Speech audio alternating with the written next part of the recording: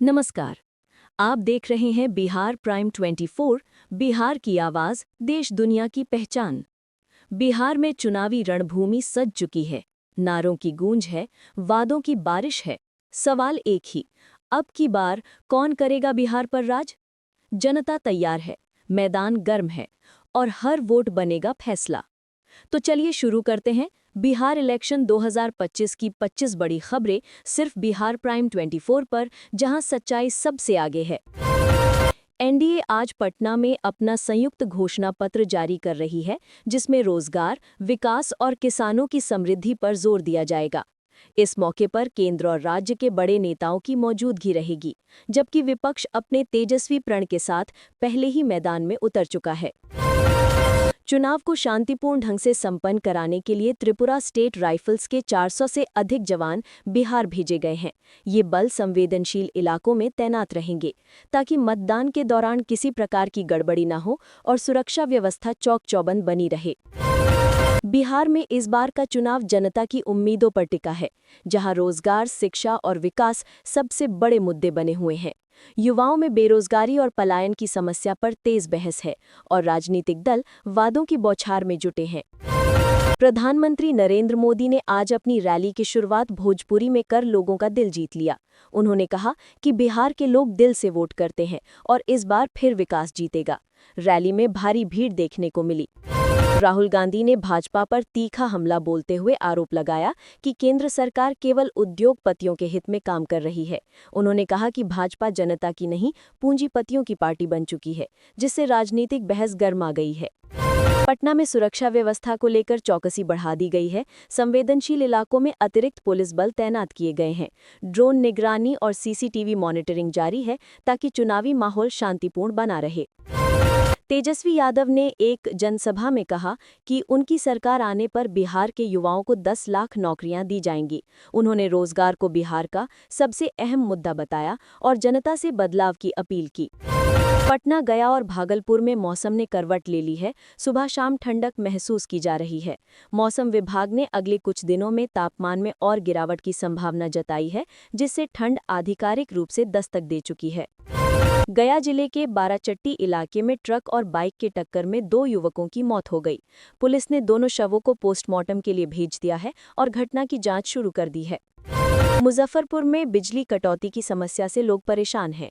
लगातार 3 दिन से बिजली नहीं रहने पर आम जनता ने सोशल मीडिया पर गुस्सा जाहिर किया है, जबकि बिजली विभाग ने मरम्मत कार्य चलने की बात कही है। दरभंगा एयरपोर्ट पर यात्रियों की भीड़ बढ़ने से एयरलाइंस ने अतिरिक्त उड़ानों की शुरुआत की है। दीपावली और छठ के बाद लोगों की आवाजाही बढ़ी है, जिससे फ्लाइट बुकिंग में तेजी आई है। बेगूसराय में किसानों ने खाद और बीज की कमी को लेकर पंचायत आयोजित की। उन्होंने प्रशासन से समय पर आपूर्ति की मांग की और चेतावनी दी कि अगर जल्द समाधान नहीं हुआ तो वे आंदोलन करेंगे। समस्तीपुर जिले में पुल निर्माण कार्य में धांधली की शिकायत के बाद जांच शुरू की गई है।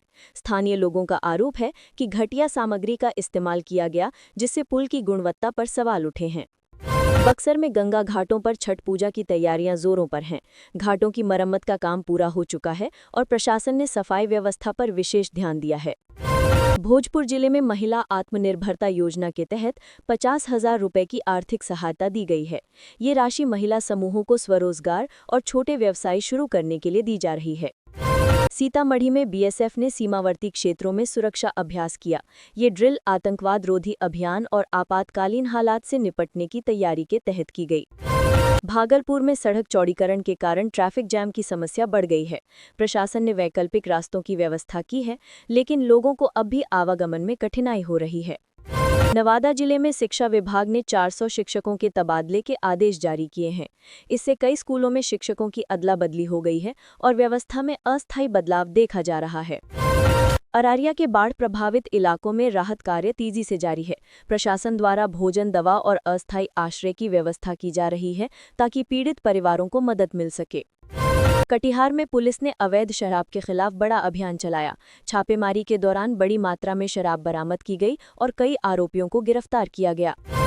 लखीसराय में युवाओं ने मतदान जागरूकता रैली निकालकर लोगों से अपील की कि वे मतदान जरूर करें। उन्होंने मेरा वोट मेरा अधिकार का नारा दिया। पूर्णिया में महिला क्रिकेट टूर्नामेंट का रंगारंग उद्घाटन हुआ।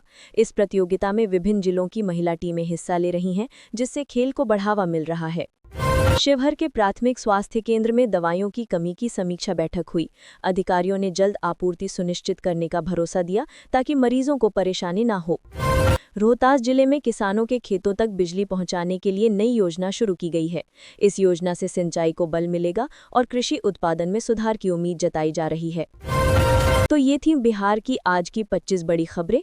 ऐसी ही सटीक और ताज़ा अपडेट्स के लिए जुड़े रहिए बिहार प्राइम 24 के साथ। लाइक, शेयर, कमेंट और सब्सक्राइब करना ना भूलें। जय बिहार।